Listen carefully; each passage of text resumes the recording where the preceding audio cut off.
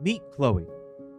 She's seated in a Monday morning strategy meeting, fingers laced tightly in her lap, nodding as the VP speaks. Her idea, an inventory streamlining strategy that could cut costs by 18%, burns on the tip of her tongue. Say it, her mind urges. But then she thinks, don't. You'll sound like you're challenging him. What if you're wrong? Just keep nodding. She swallows the thought. And this is not the first time this has happened. Chloe is the director of supply management for a leading electronics manufacturer specializing in energy-efficient lighting. She's sharp, organized, and dependable. She's the one everyone relies on to take care of things behind the scenes, the one who doesn't create waves. Chloe moved to Illinois 5 years ago to take this role. She's married, has 2 kids, she has a full life, but when it comes to work, she feels like she's stuck in a loop. Taking orders, checking boxes, being agreeable, going unnoticed. She isn't seen as a strategic thinker, she's seen as someone who just gets things done. She leaves that morning meeting and goes back to her office with regret heavy on her chest. And she thinks, why do I shrink when it matters most? Chloe knows she's capable of more, and she sees how other people who speak with authority get their ideas heard, and she wants to be one of them, someone who influences, not just someone who supports. But when the pressure's on, her voice disappears. Today, I'm speaking with Stacey Hanke, Hall of Fame speaker and communications expert who's helped Fortune 500 executives, business leaders, and sales teams to speak with clarity, with consistency, with influence. Stacey's Monday to Monday philosophy is all about building trust every time you speak, not just when it's convenient. And I'm looking forward to hearing how Stacey would help someone like Chloe to find her voice, to own her seat at the table, and to start influencing the direction of her organization rather than just quietly keeping it running. My name is Jay Abbasi, and welcome to Unstuck. Real people, real stories, real solutions. While the details are changed to protect anonymity, what you just heard is based on a true story of challenges that come up in the real world. And we discuss how to navigate these environments with practical tips to help you get unstuck and build a more fulfilling, impactful, and balanced life and career. Stacey, I was looking at your website earlier, and you said early in your career, you did voiceovers. And I wanted to find out the story. How did you go from voiceovers to the amazing work that you're doing now? Yeah. Well, earlier in my career, my thought process, Jay, was if I did a voiceover, I always wanted to be on TV. I wanted to be like the next Today Show news broadcaster, right? I thought, well, this would be my next step. It obviously wasn't because I'm sitting here today. What was so interesting about that whole voiceover work, I remember it was with a radio station. I started off doing an intern with them, and they had asked me, I kept bugging them, I want to be on the radio. I want to try it out. They said, okay, we're going to give you an opportunity to record a commercial. I remember thinking, seriously, I'll be done in an hour. I'll have the rest of the day off.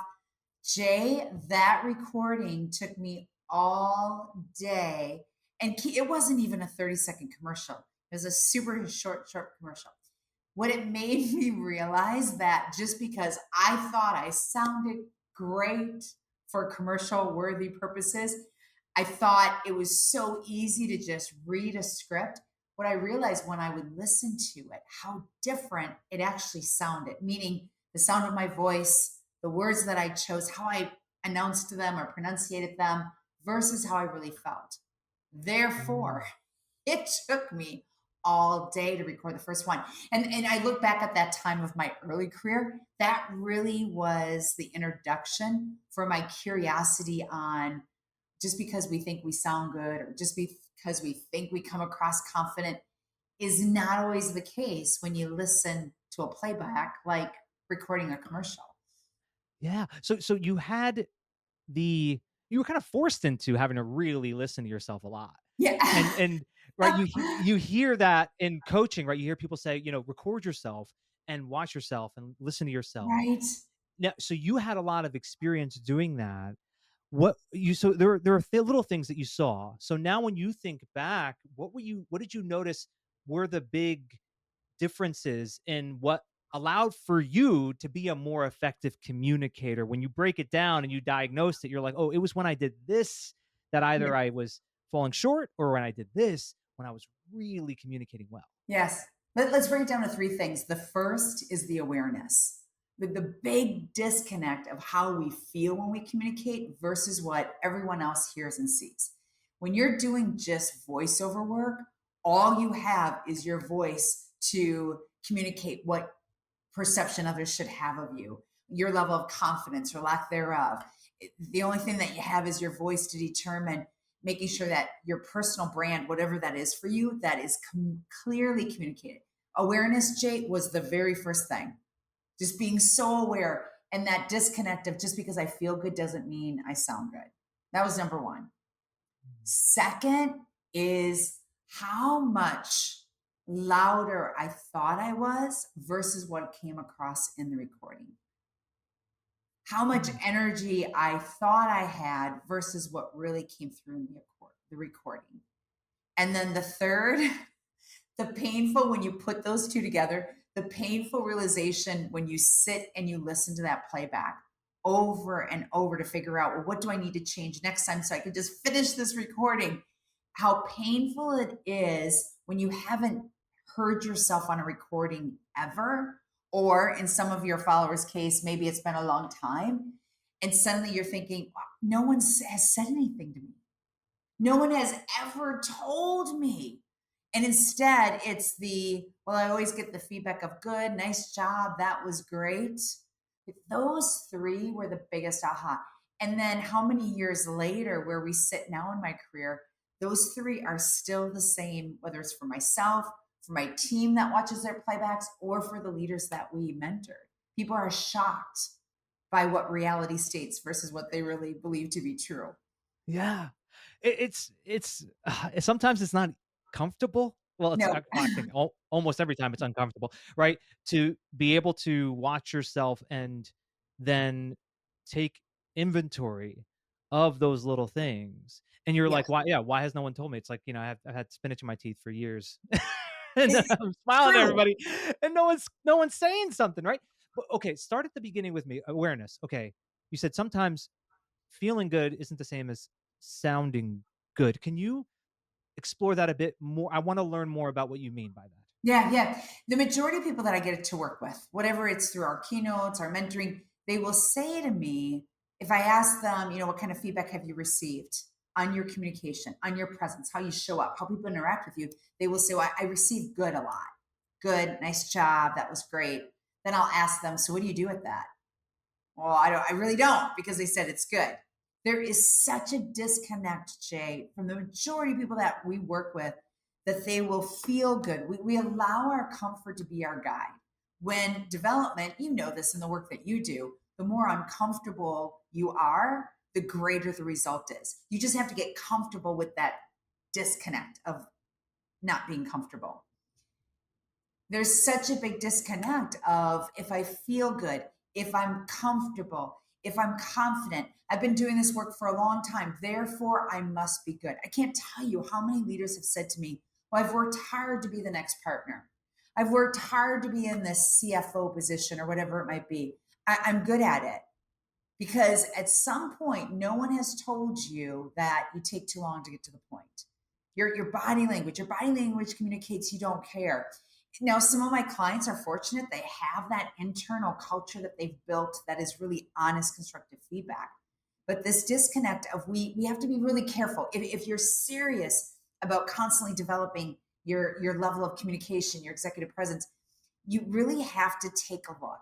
You have to take a look through the eyes and ears of your listeners. And usually it's as simple as this, right? We record our clients a lot on their phones so that they can see it, they can hear it versus what everyone else is seeing versus how they feel. And that's hard, right? I mean, I'm not saying any of this is easy, but what's the cost? What's the cost if you're not listening to your recordings, if you're not getting constructive feedback that you can apply from someone that you trust? That's a big cost because you and I both know communication is the core in everything we do. Communication is off. That's probably why some of your relationships are off. Maybe that's why some of your results aren't quite where they need to be. Yeah. Yeah. What I think also happens, Stacey, is that people will then be in these executive roles and their team is hesitant to give them the feedback.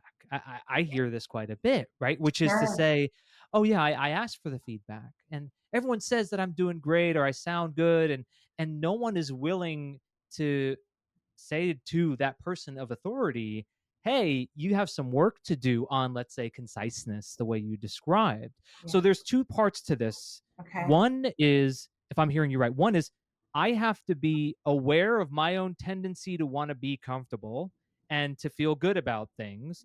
And then Mhm. two, I have to be willing and courageous to seek out the discomfort by asking a trusted person for real feedback. Yeah. Yeah.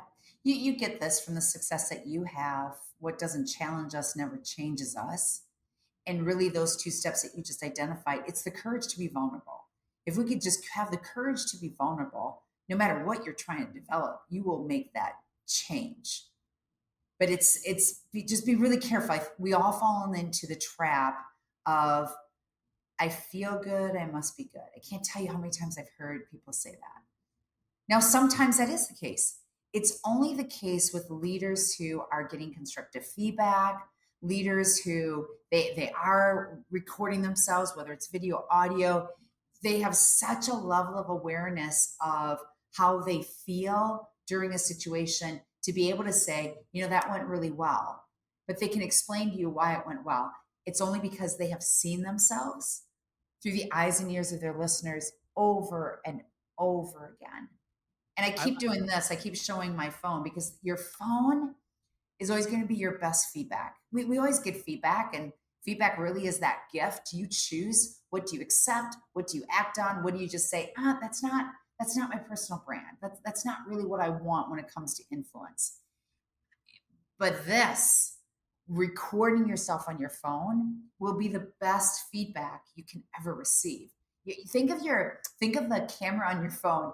It's the eyes and ears of your listeners. It's the real deal. It doesn't lie. I love that you said that. It doesn't lie. It Right? doesn't lie to you. It can't Yeah. lie to you. It's going to be the mirror that you've been looking for. I have to tell you, Stacey, I've recorded myself before. Years ago, when I was in sales leadership, I would record myself because I used to read a lot of books and people would say, you need to really watch yourself. And I found it to be so valuable. And now, and maybe you can relate to this, I'm recorded so much in the work that I do. I'm recorded whether I'm doing a keynote or obviously this podcast, right? So I'm constantly watching myself and listening to myself. And I have to say, to this day, it is just as valuable as when it was 10, 15 years ago when I first started doing it. Yeah. Yeah. It's just, I always get asked, does it get easier? I'm like, no. Here's what happens though. Even when I'm with you right now, I am so aware of whatever my coach is coaching me on now, or the videos that I've looked at in July. We're now in August. My level of awareness is so high that I'm catching some of the behaviors, some of the skills that I've been coached on. I'm catching it before I actually show it. And this is a journey. I think that's the other piece that people don't realize. There's not a one and done. It's a journey. It's a practice. Anyone that's done yoga, Pilates, you know they call it a practice for a reason. Communicating and identifying what our brand is, because your brand is going to change as you continue to grow up personally and professionally. Our brand changes. you don't know what that brand changes to unless you're constantly just taking a look through the eyes and ears of your listeners. And to be so self aware in the moment, it's a great place to be. We just give yourself grace to know that, hey, this is a practice, it's a journey, it's something that I've never seen anyone accomplish it and just check it off their list. It is something that you have to continuously practice. But Yeah. if you're not seeing and hearing yourself, you don't know what you should practice. Yeah. I really appreciate the note that you just gave about giving yourself grace. Yeah. That's a huge component of all this, which is you're not pulling up that cell phone to make that video to then watch it and hate yourself for what you see, right? Right. Yeah. Yeah, We don't you want to want beat to ourselves up. right, you want to be able to use it as a means to help you to improve communication and your ability to uh, influence others. And that's something I want to ask you about too, because you have a note on your website that I was curious to ask you about. You said most leaders are good communicators, few are influential. So there's Yeah. clearly a difference between those Yeah. two words. Can you explore that with me? Yeah. Oh, I love it. I look at the definition of influence. There's two parts to it. Your body language and your messaging, they are consistent Monday to Monday. No one ever guesses which Jay is going to show up. They always get you, but they get the best of you. Now, no, Monday to Monday also is in your personal life. You cannot communicate one way in your personal life and then completely different in your professional life. If you do pull that off, you're really messing with authenticity, trust, confidence in yourself. Second part of the definition. Influence means that you have this ability to move people to take action long after the conversation has occurred. And you having a sales background, you know this so to be true that a relationship, a trusted relationship or influence doesn't always happen in the first interaction. It's a series of interactions that are consistent over time. Now, by that definition, even as I hear myself saying it, it's a lot, right? I mean, that's hard work. Here's the good news. I really want to make sure your followers hear. If you think about your week or even a weekend, every interaction that you have is an opportunity for you to practice. Maybe it's brevity. You want to get to the point quicker. You want to eliminate all these extra words. You could practice brevity in every conversation. You do that for 1 week, 7 days. All right. If you've got a pulse, you will definitely be in a different spot in 7 days. We make it so difficult. And that's where my comment, just give yourself grace. Look at your week of how many virtual calls you're on, hallway conversations if you're back at the office, conversations at home, out, and when you're out and about. Every interaction you have is an opportunity for you to think about how are you showing up nonverbal? How do you speak? And that's your voice, your words. That's the good news when it comes to influence. But I really believe, Jay, it's Monday to Monday. That's Yeah. what separates a leader who has influence versus someone who's a good communicator. I love it. I think that too often we're compartmentalizing, Stacey, and then we're saying to ourselves, I show up at work one way and then I show up at home a Yes. different way. One of the one of the nicest and best compliments I ever received was last year. It was in September. I hosted an event in person, and someone I've known for years who I have met virtually. She and I did a lot of one-on-ones together. She's seen me in workshops virtually, and she finally had a chance to meet me. And we meet one-on-one. We're talking before the event starts, and then I facilitated a portion of the workshop. And then at the very end, she said to me, Jay, one thing about you is from the first time I met you to every one-on-one Mhm. virtually to meeting you in person to seeing you on stage, it was the same Jay Yeah. throughout. And I was that warmed my heart. It was really still to this one of the best compliments anyone's ever given me. And I'm curious from your experience helping so many people, Stacey, what gets in the way for people? Like why do people struggle with that to have that level of consistency and authenticity from Monday to Monday? I can only go off of what feedback our clients say. When we come in and we talk about Monday to Monday, we start teaching them the skills, bring it to their awareness that you can practice in every situation. They'll say, I never thought of it that way. I always think it's the investor meeting, it's the big sales pitch, it's the big presentation. I have to turn it on. I have to turn it on for the board. My response to that is, you're working really hard. I mean, think about that. Think about an athlete or a musician. And if a musician has a big performance and they practice one way, but then at the performance, they deliver another way. Think of an athlete. They practice one way, but when it actually comes to the game, the real game, they play differently. That wouldn't even work, right? That Right. doesn't even make sense. And I don't know where it ever started, where it's okay, I have a presentation. I'm going to turn it on. I have a sales pitch. I'm going to spend hours on my deck, and then I'm going to practice the night before. Now, I'm not saying preparation isn't key, but I want to make it easier for your followers. What if you would prepare all the time? What if brevity is something that you think, man, I'm long-winded, I take too long to get to the point. I'm saying words I really don't need to say. What if you start practicing that just day in and day out? And then suddenly you get hit with a big high stakes presentation or something that is makes you really uncomfortable. Like that would be the worst time to walk into that conversation to say, I'm going to practice brevity. No, you're not. And if you do, it's going to be a big old cluster. You get where I'm going, Jay, because you're nodding your head. You get this. You get this with your industry. And that's been, I think, the big difference of how we teach executive presence, how we teach communicate with influence. I'm constantly diving deep first into how someone communicates in their day-to-day life. And then we form those new habits or waken them up. Then I start prepping them for the big stages or the board meeting, whatever it might be. That to me is the game changer.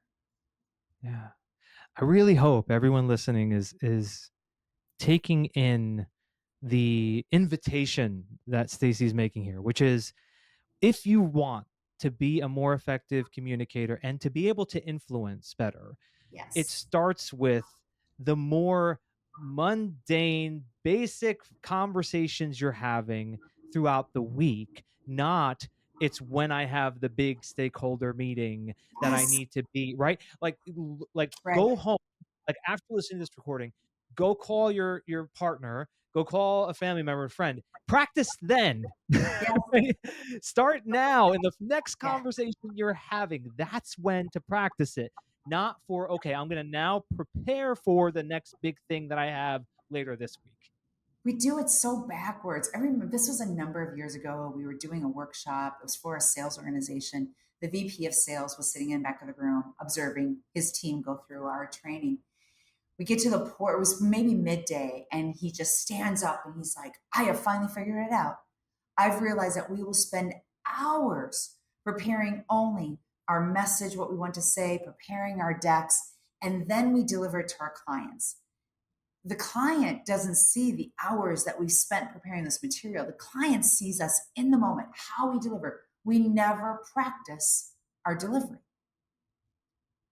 And a lot of clients, when they say, I'm freaked out, I'm so nervous, I fall apart. I fall apart when I need to get in front of individuals that make me nervous or a high stakes conversation. And I'll say to them, you just need the right tools.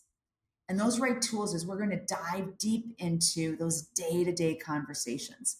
Here's another reason, Jay. If you're at home practicing with, you're talking about your 13-year-old daughter, I bet she would love to give you feedback if you just, if you open up that door. But can you imagine if you're around your 13-year-old daughter and whatever it is you're practicing, you ask her to give you feedback in the moment, interrupt you when you go down that path you don't want to go down? You do that for 5 days, maybe 2 days, it's going to drive you nuts. And what happens, you'll start picking up on whatever the behavior or skill you're trying to elevate because she's constantly bringing it to your attention. Yeah. It's so true. It reminds me of a story that I think I may have shared in a previous episode, but I'm going to share it here because I think it's so valuable. When I was working at Tesla years ago, and I was responsible for creating a lot of the training videos, I created this training video and I was doing a voiceover, just like you were. I was doing a voiceover, and it was a screen recording that showed you how to use the internal database, and I was explaining how to go through it. And I thought I did really well. And I gave it to my VP and I said, can you listen and give me feedback before we publish this out to the entire training team? And he was very kind. He's a very good leader. He's still a good friend of mine, but he was courageous enough to give me the feedback and said, Jay, you're using a lot of filler words here, a lot of ums, a lot of uhs. And he said, if you just do it again, but this time be hyper aware of your filler words. And instead of saying them, pause and allow for that space in between. I think it's going to come out much better. Because of that awareness, I recorded the next one. It was the next one. All I needed was one take, and I went through it with such confidence in being able to pause because he brought it to my awareness. And since then, it's become a practice of mine where I Yeah. am much more aware of those filler words. I'm not perfect; they come in every now and then. I'm human. Right. However, it's not nearly as much of a problem. So anybody listening who's like, "Well, I know that this is a problem of mine. It's a real struggle for me. I don't think I could fix it." It's not true. Anyone can fix Correct. it if you have the awareness and then you do the practice. Yeah. I get asked that a lot. There are leaders that are born this way. I'm like, no, they're not. No one is born a great communicator. The difference is they've just put in the work, they've put in the practice. There's been a number of times where if I'm working with a client, a group, their teams, and they'll make a comment of how their leader is just born a great communicator. I'll go back to that leader and I'll say, can you explain to them what you do behind the scenes that they never see that has gotten you to where you're at? And it's here's again the great news though. It's not that we're asking you to be perfect. It's just being conscious of how do you come across, whether it's virtual, whether it's in person, and then is that in line with what you want your personal brand to be? So that there's a couple layers here, Jay. And I think maybe this is the first action step. Is in my recent book, I wrote a book last fall. It's called Influence Elevated. And in the book, in chapter 3, it starts with asking yourself, when it comes to influence, what do you want? And that's the first action step for your followers. You have to be really clear on when it comes to influence, what do you want? And once you identify that, that to me is your baseline. Now, when you Mm. watch, if you decide to watch any type of playbacks of your conversations or ask for feedback from your family, if they give you feedback that's not in line with what you want, that might be the feedback that is just, it was great to have it. Thanks for sharing it, but it's not in line with what you want. So we need to also be clear. And when I ask my clients, what do you want? What do you want when it comes to influence? There's some time that's needed there for them to really think about, I've never given that question thought before.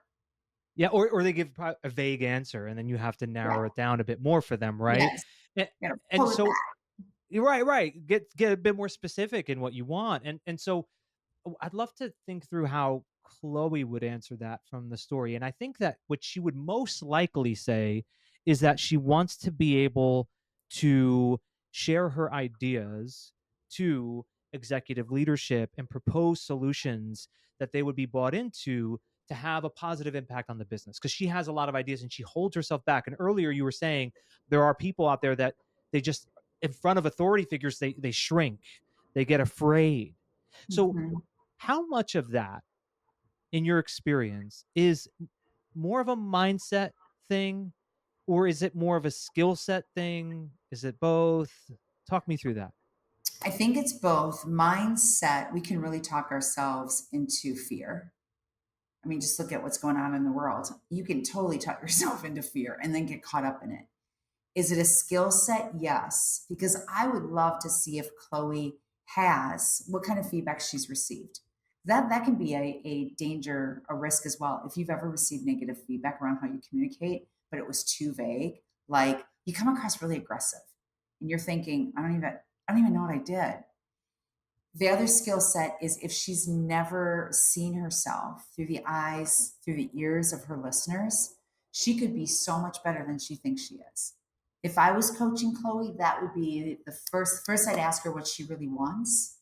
Second, we do some recordings just to get her acquainted with how she feels versus how it comes across.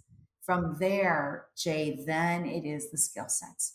Then it's watching that playback to see, okay, what's holding her back? What makes her come across as she's hesitant? Because that's the other thing, too. A lot of times people will watch their playbacks with me and they'll say, "Oh, that was so much better than I thought." When I asked them, "Well, so what did you think?" He said, "Oh, I thought my voice shaked. I thought I turned all red. I thought I was stuttering over my words." And none of that was happening. That's why I cannot emphasize enough for your followers, don't let feeling be your guide. Let Mm. watching a playback of yourself, let that be your guide, at least your starting point of what's really happening for you to create the action steps of, all right, what do I want to change versus what everyone else tells me? Yeah.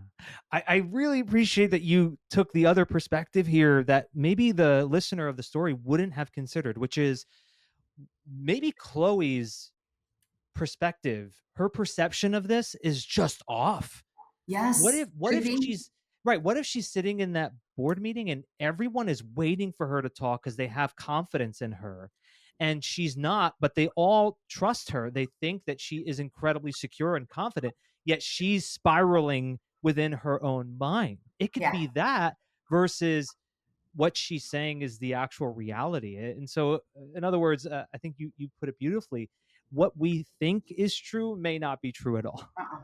And think about just even our personal lives. How many times have you thought someone in your personal life, you thought they were mad at you because of how they showed up? And then you may have approached it and they're like, "What are you talking about?" "No, we're cool." You're like, "Well, no, you looked mad." "No, I didn't." There's because I go back to where we started. Communication is the core to everything that we do. It truly will. Your level of communication does determine where you are in your job. It Yeah. determines the type of people you have in your circle, the relationships that you keep. I was reading, not reading, it was a podcast, and I love the Diary of a CEO. Love that podcast. And I don't remember who he had on the host. And it was all I know, he was an attorney by trade, and he's done tons of work around body language, communication, the spoken word.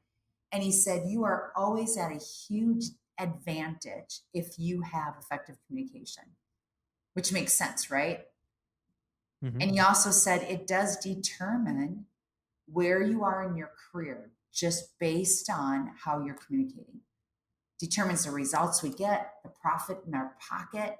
And then I believe that all happens Monday to Monday. Yeah. What do you say to people, Stacey, who then bring up, well, AI is going to be taking over and therefore communication's not going to be that important because AI is going to be taking over all the jobs and all that. What do you say to people who bring that up? Yeah. I can only talk from experience with talking to the executives that I coach. Human connection is human connection. Can we really live a life? COVID would be a prime example of this. We went crazy in a week when we couldn't have human connection. And I remember back then, Jay, because I speak on stages a lot, I had people say to me, "You're never going to be on a stage again. There's never going to be another event." I remember thinking, really? So we're never going to interact in that way again. And lo and behold, look where we are today. Majority of my work is all in person again. Now with AI, I think there's two things to bring up. AI is an amazing tool when it comes to, we use it a lot internally when it comes to saving time. And everything's just so fast. So I feel like we're learning how to be so much more efficient internally. To completely replace human interaction, I question it. Hmm. I just know the power of connecting with people and building trust.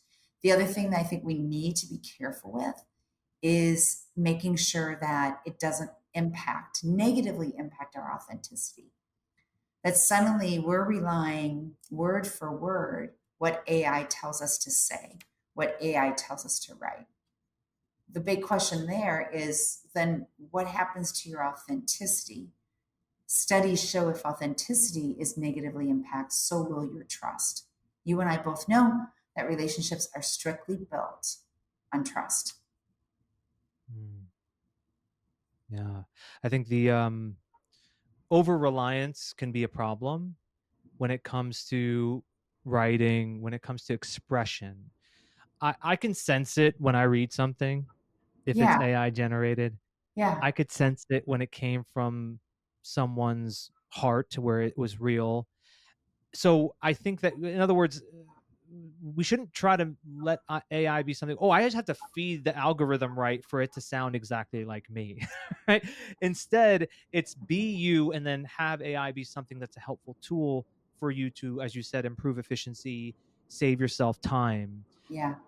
When it comes to some of the struggles that we heard about in Chloe's story, a lot of it is internal. It's her Mhm. own self doubts Yeah. and Yeah. fears. And I think that one of the things you pointed to is let me show her. That will hopefully wake her up, right? Record yourself. This is what you actually look like versus what you think you look like. Now, the other things you said, there could be some skill set things. Maybe it's some of her body language or tone of voice, of those things, which we could talk about a little bit. How much of that improves confidence, and how much of a shift in her own self-talk is required to be able to help her to build up the confidence? In other words, it's like, is it she needs to make the changes in her way in which she's communicating first, or is it she needs to work on her inner dialogue first? Do they overlap? I think they overlap, but they'll happen at the same time. When I'm recording someone that has a lot of hesitancies, when they start to see, even if it's just small, this is the part where we want to give ourselves grace, even if it's small changes in how they communicate. So when I say communication, I'm talking verbal and nonverbal. When they start to see improvement from the first recording, our time together, and they start to see that those increases and how they sound better, they look better, however better means to them, it's an instant confident booster, which makes sense, right? So if you're like a big golfer and your golf coach starts recording you during your golf lesson, the first couple recordings, you're thinking, I am giving up the clubs. I don't even belong to walk up on this green. But then you start seeing the improvement. It starts building the confidence because you start telling yourself, all right, even though I'm not liking this, I hate watching my playbacks, I'm seeing the benefit. And we'll see this. We see this in our work all the time. Now, I say it's both because if I'm mentoring someone and even during the recordings and I'm pointing out things that are working for them, that are consistent with their personal brand, if they're saying, Jay, oh, I can't do this, I just can't do this. Well, yeah, you're right, you can't. There is some self talk, I think, in everything that we do. In our work that we're talking about today, it really is both of them. They have to see Mm, the changes, the enhancements. Because keep in mind, if I'm your golf coach and I'm changing the way you hang onto the golf club, that alone is going to make you feel really uncomfortable. And our bodies don't like to be uncomfortable. What happens when we're uncomfortable? We go back to where we started. So there's that level of confidence that even though you're uncomfortable, you know you're doing the right thing to get to where you're at. It really is. It's a journey, and it can be a tough one. I tell anyone that I work with, I'll work with you if you're open. You need to be open to the coaching because there'll be moments you are not going to like it. It's not going to feel good. But I know even in my career, when my coaches push me to that space where I'm so uncomfortable, that's when it happens. That's when the change happens. That's where the new habit gets formed. yeah. And what is a requirement is the actions that are taken to get out of the comfort zone. So, in other words, I wanted to point that out because while I think you're right, we have at times to do some of that self talk. My guess would be if someone only worked on their self talk and their own inner dialogue, but didn't go through the recording of themselves and the watching of themselves, Right. they're not going to go very far. And Uh-uh. then the other person who, hey, maybe you didn't do that much of the self talk work, but you just kept doing the action and kept watching yourself, sooner or later that self-talk is going to change on its own because you have enough evidence that supports the Yes. confidence that's being cultivated.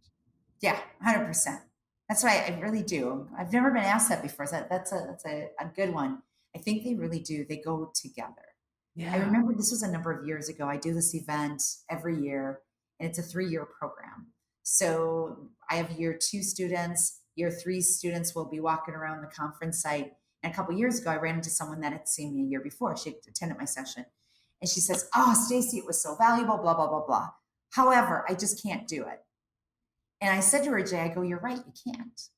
And she goes, "What?" I go, "Well, it sounds like you have spent the last year convincing yourself that you can't. So now, before you can even start to tackle these skills and techniques again or dust them off from last year, you've got to change your mindset that anything is possible. It's the work. That's the difference between someone I think who's an influential communicator, one that's not. They truly do the work Yeah. And versus once in a while. yeah, because that person, and I don't know them, of course, but oftentimes I hear this. It's like they're waiting for the mindset to kick in of confidence before they do the work. Yeah, and it's not going to happen. I don't think it's never happened to me. I'm usually the most uncomfortable, receive coaching or go into a situation I really don't want to. I do it to the point now where I crave those crazy situations because I know it's always brighter on the other side. I know that's going to be the moment in my career or my personal life that the shift will happen. Yeah, it would be like, you know, I need to first believe that if I go to the gym every day and lift weights, that my muscles will get bigger before I go to the gym, and then I'm not seeing my muscles get bigger and I get frustrated that my muscles aren't getting bigger because I Right. have right. You need Yeah. to go to the gym and lift Yes. the weights. And when you do, whether you believe it or not, right, the muscles are going to get bigger and more refined and more toned because you're lifting the weights, whether you think you could or you couldn't. The action produces the Yeah. result. Yeah. God, you bring up weight training. This was the beginning of this year, or was it last year? And I teach fitness classes just when I'm in Chicago on the side. And I'm going into the gym. It's the beginning of the year. It's in January. And there was a potential new member ready to sign the contract. And before he did it, he says to the person member service representative, he said, "Can you guarantee this is going to work?" And she kind of looks at him. She goes, "I can guarantee it works if you get here and you do the work." And that is true in anything at life. Anything that has the greatest payoff always has the greater amount of discipline, focus, most importantly, consistency. If you truly are consistent with practicing or thinking about these skills during the multitude of interactions you're in, I guarantee you will see changes. There's no way that you can't see changes. Yeah. And when it comes to the skill sets that you find are the most valuable for anyone to cultivate, when it's like, okay, I watched the video and it's these few things or this one thing Yes. or whatever it is, what Yeah. what are the things that you often are giving people? What are the ones that you feel produce the greatest result in regards to how to be a better influencer? Yeah. Eye connection, you might know it as eye contact, is the only skill that conveys trust, even without you saying a word. And I am amazed, as I'm demonstrating for you now, how many people talk but don't look at people when they talk. And it's this constant darting of the eyes, or it is multitasking. You're talking to me, but I have to get this message out.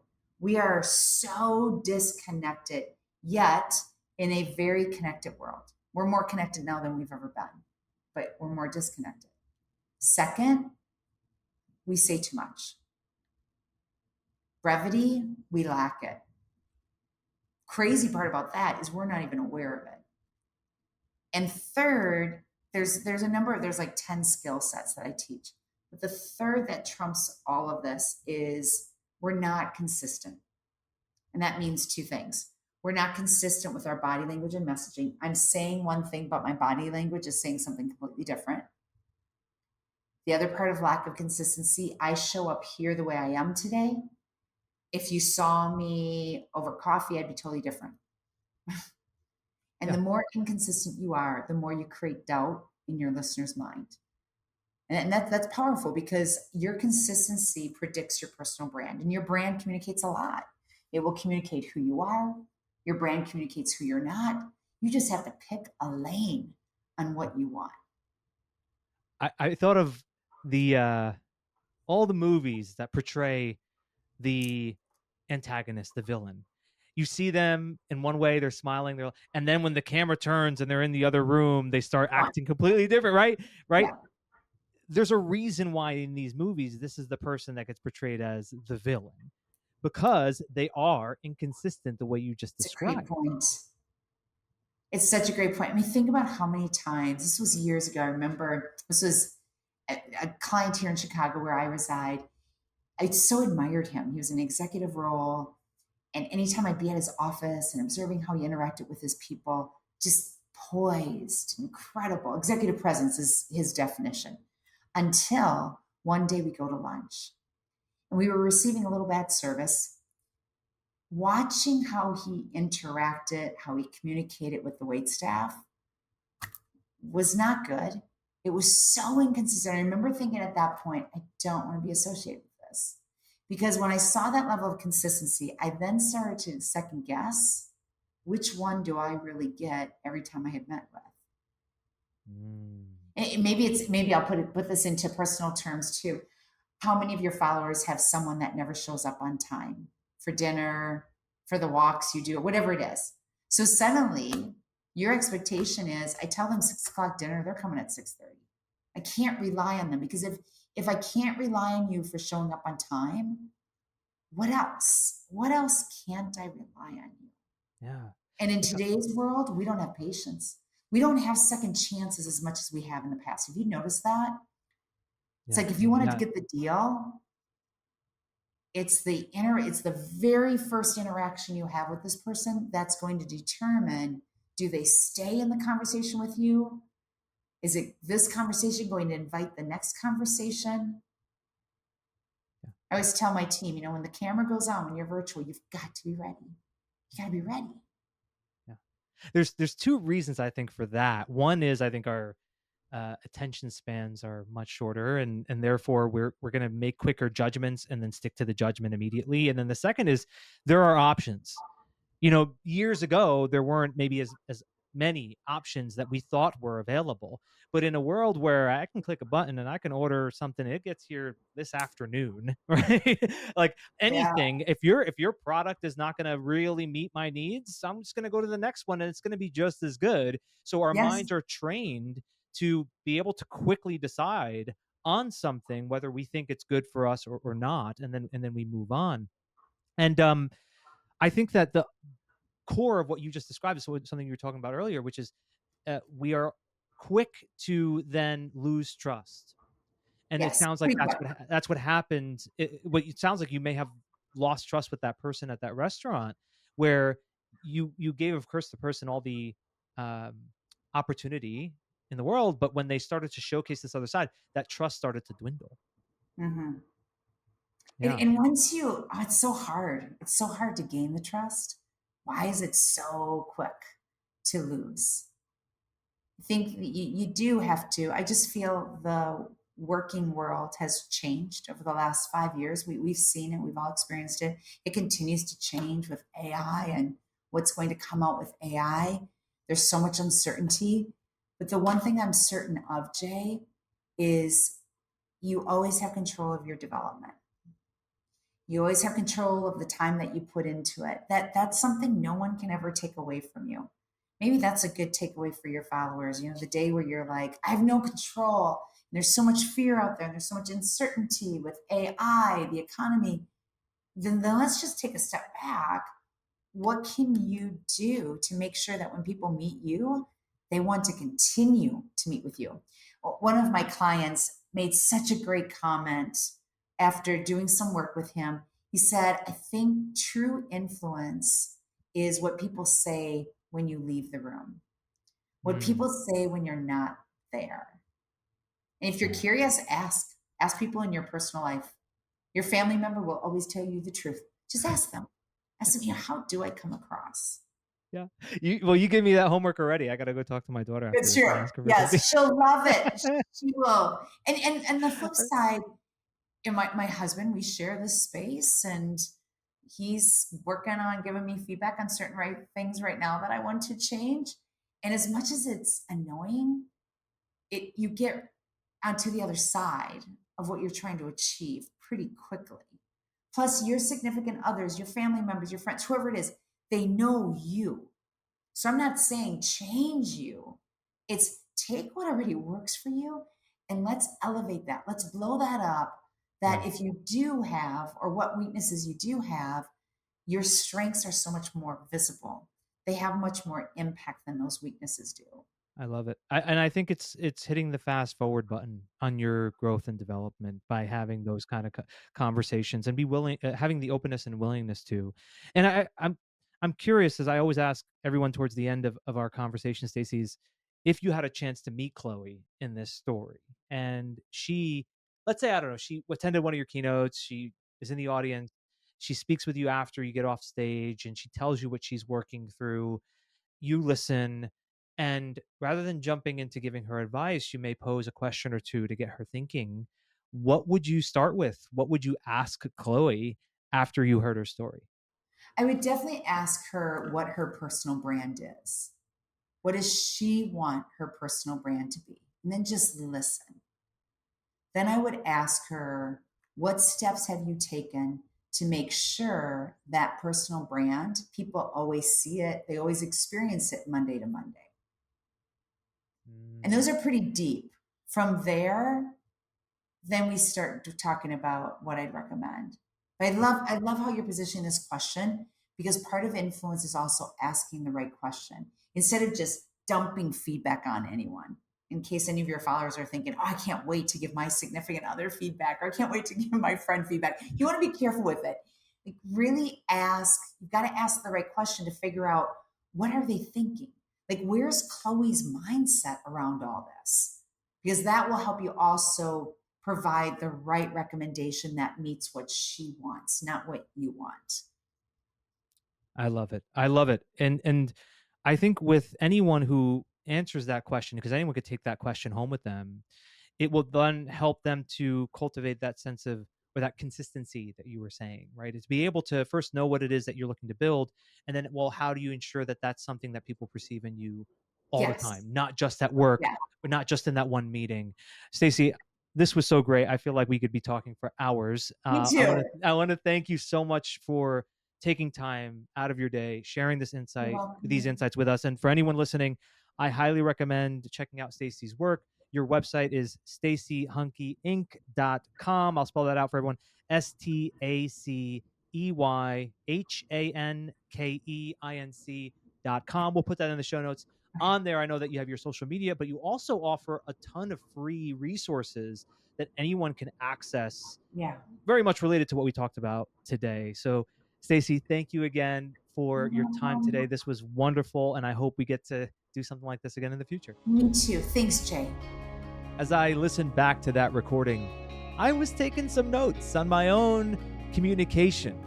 So Stacey's message got to me in that watching my own recording is the best way for me to improve my own communication. I hope you took that as well. It'll definitely be one of our takeaways. So I'm going to get into 3 insights and 3 actionable takeaways from our conversation. The first insight: communication is at the core of everything we do. Stacey put it well. She said, your level of communication determines where you are in your career. It's so true. It's a huge advantage for anyone. You can be the most intelligent person, you can be the most skilled, but if you don't master communication, you're going to fall behind, and you will also be behind someone who is really an effective communicator. Second insight: don't let feeling be your guide. Don't let feeling be your guide, because your feeling about things could be wrong. Your feeling about how well you communicate could be way off. You need the data. You need to be able to get feedback from others, or to be able to watch yourself to determine if you are really at the level of communication that you think you are. Third insight: you always have control over your development. So you choose what is the type of influence that you want, what is the brand that you want to be building, and then you have control over that. You can determine that by how much energy and how much focus that you're putting into your communication. Because true influence, as Stacey said, is what people say when you're not in the room. And no matter what's happening in your career, you have control over that. Actionable takeaways. First of 3. Number 1, every interaction is an opportunity to practice. It's not just when you're in that important meeting. It's not just when you're standing on that stage. It's not just when you're presenting that PowerPoint. It's when you're sitting at home with your partner, when you're speaking to a friend on the phone, when you're walking down the street and you see a neighbor and you have a little bit of a conversation. All of that is practice. Don't just wait for those quote unquote important interactions. Treat every interaction as an opportunity for you to practice. Second actionable takeaway, watch yourself. Listen to yourself.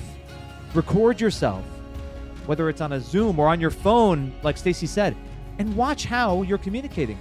And then invite others to give you that feedback too. That's the best way you're going to learn. It's uncomfortable, I know. But once you get into a practice like that, it won't be as hard and you'll get so much from it. Your third actionable takeaway, be consistent.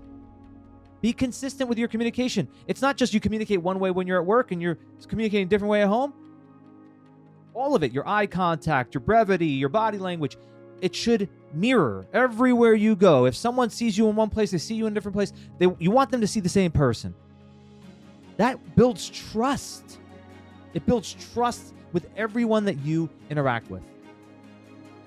Join us on Friday's episode. I'm going to break down what I think are the 7 most valuable communication hacks. I've spent years and years studying communication, practicing.